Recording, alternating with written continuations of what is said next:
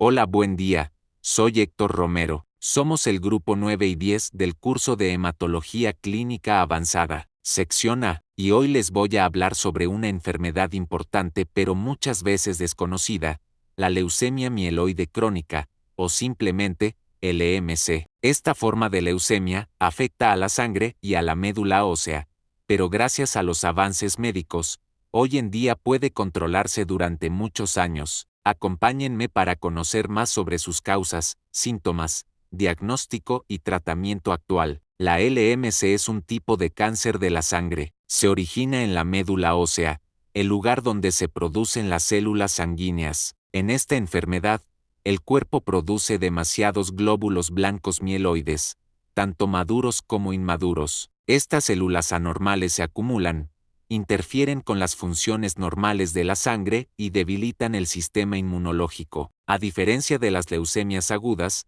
la LM se progresa lentamente, lo que da tiempo para un diagnóstico oportuno y un tratamiento eficaz. Hola, soy Brittany Martínez y les hablaré de a quién afecta esta enfermedad. La incidencia anual es de 1 a 2 casos por cada 100.000 adultos.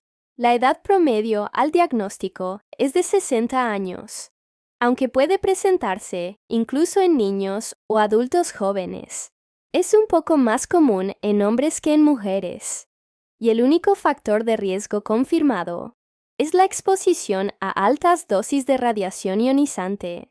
Hoy, con el acceso a tratamientos modernos, la LMC ha dejado de ser una enfermedad fatal para convertirse en una condición crónica controlable.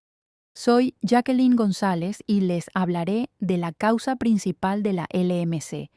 Todo gira en torno al cromosoma Filadelfia, también conocido como PH1. Se produce por una translocación genética entre el cromosoma 9 y el 22, es decir, se intercambian fragmentos de ADN entre estos cromosomas. El resultado es un gen anormal llamado BCR-ABL, el cual produce una proteína que hace que las células se multipliquen sin control. Este descubrimiento fue crucial para crear tratamientos dirigidos que atacan directamente esta mutación. En la imagen del lado izquierdo muestra una gran cantidad de neutrófilos segmentados e inmaduros junto con otras células de la línea mieloide. Las flechas indican lo siguiente. Flechas rojas apuntan a mielocitos y metamielocitos, que son formas inmaduras de granulocitos.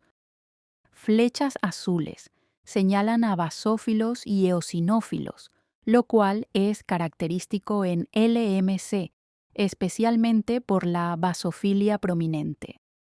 También hay algunos mieloblastos visibles, y se puede interpretar de la siguiente forma. Este frotis representa un estadio crónico de LMC, donde hay maduración conservada de la serie mieloide. Se observan todas las etapas de maduración granulocítica, desde mieloblastos hasta neutrófilos segmentados. Hay granulocitos en distintas etapas de maduración, lo que es típico de la fase crónica de LMC.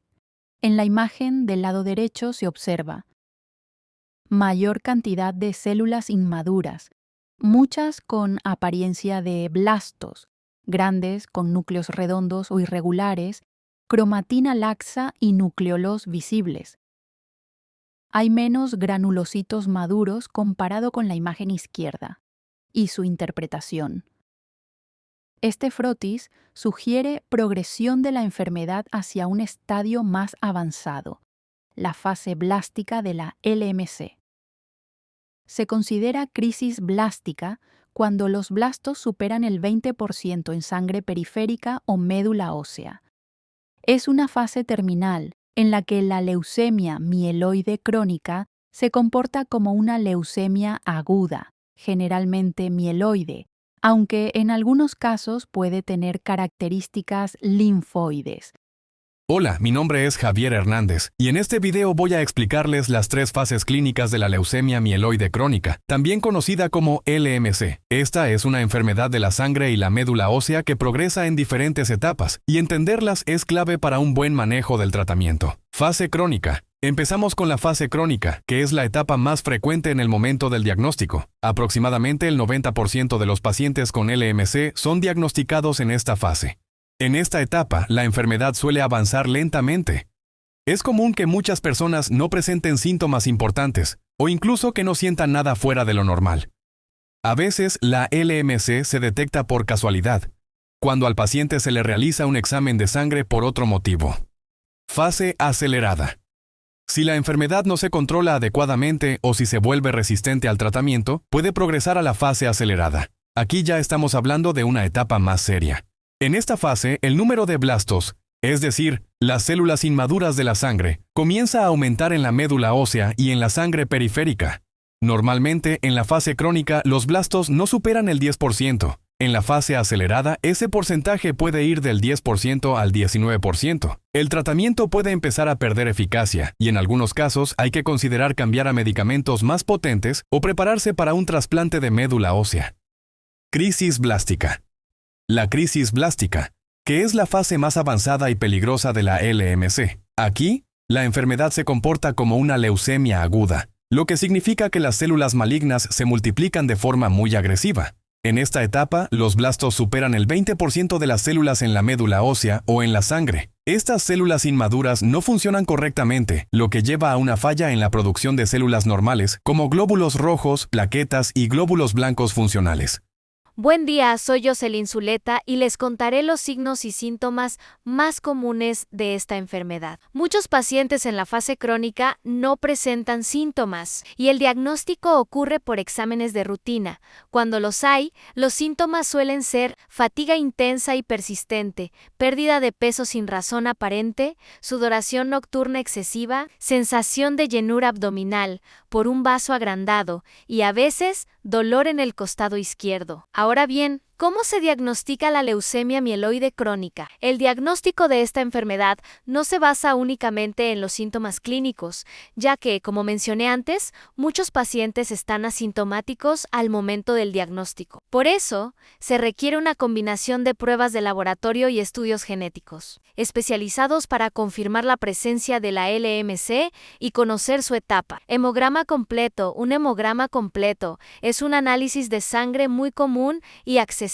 En los pacientes con LMC, este examen suele mostrar un aumento significativo en el número de glóbulos blancos, en especial de los neutrófilos y sus formas inmaduras, como mielocitos y promielocitos. Además, puede haber un recuento elevado de plaquetas y una disminución leve de los glóbulos rojos. A veces, en el frote se pueden observar células anormales que sugieren una proliferación mieloide, aspirado y biopsia de médula ósea.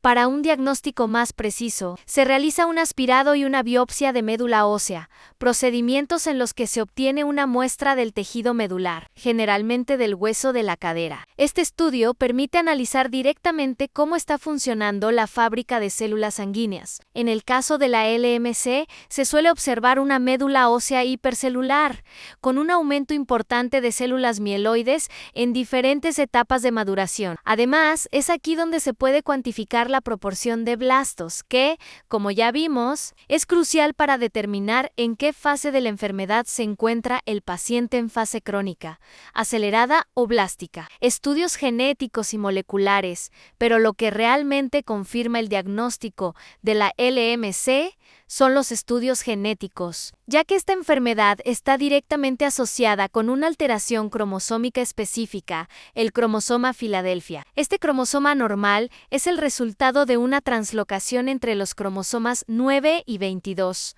Esta alteración da lugar a un gen híbrido llamado BCR, L1, y produce una proteína normal con actividad tirosina quinasa que estimula la proliferación celular descontrolada. Para detectar esta alteración, existen diferentes técnicas. FISH hibridación in situ con fluorescencia AA detecta el gen BCR, BL1, incluso en células que no están dividiéndose activamente. Utiliza sondas fluorescentes que se unen específicamente al material genético alterado.